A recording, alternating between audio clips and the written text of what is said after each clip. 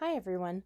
For this discussion, I'll be summarizing key concepts and findings related to historical trauma and health outcomes among American Indian and Alaska Native, or AIAN, populations. Historical trauma is often discussed as one framework for understanding how colonization and systemic inequities may continue to influence health across generations. In this presentation, I'll briefly discuss how historical trauma is defined and measured, summarize some major research findings, describe one possible mechanism linking historical events to health outcomes, and review several limitations within the current research literature. Historical trauma generally refers to the cumulative and intergenerational impacts of colonization, forced assimilation, and systemic oppression experienced by indigenous peoples. Researchers describe historical trauma as different from individual trauma because it is collective, historical, cumulative, and transmitted across generations.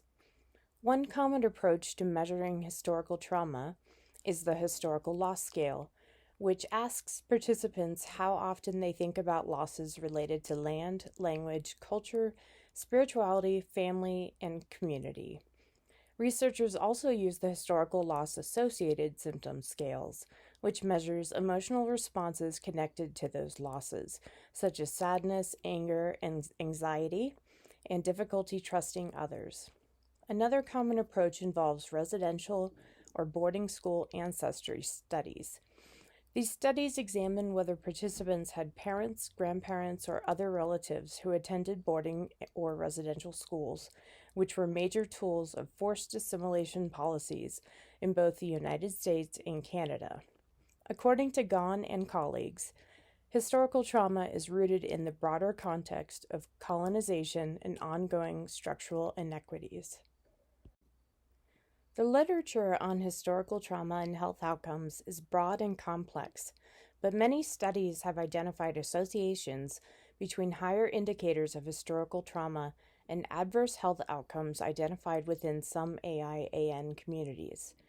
Research has linked historical trauma to depressive symptoms, anxiety, suicidality, substance use, PTSD symptoms, and poorer overall mental and physical health.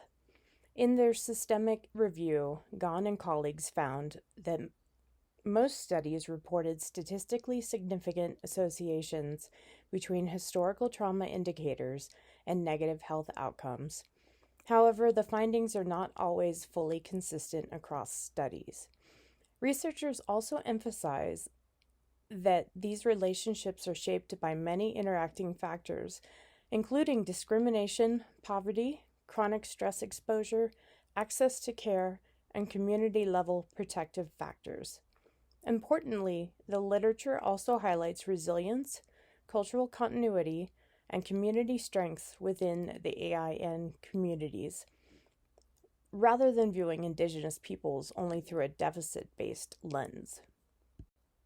One proposed mechanism is that historical trauma may influence health through ongoing structural and psychosocial stressors that persist across generations. For example, colonization and forced assimilation disrupted cultural continuity, separated families, suppressed Indigenous languages and traditions, and created long-term structural inequities. These experiences can contribute to chronic stress, discrimination, economic hardship, mistrust of institutions, and barriers to culturally safe healthcare.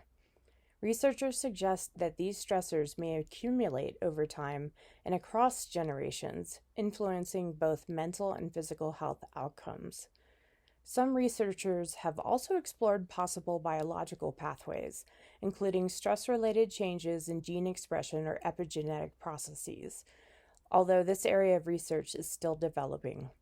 At the same time, many scholars emphasize that community strengths, cultural connection, and Indigenous-led healing practices can support resilience and well-being.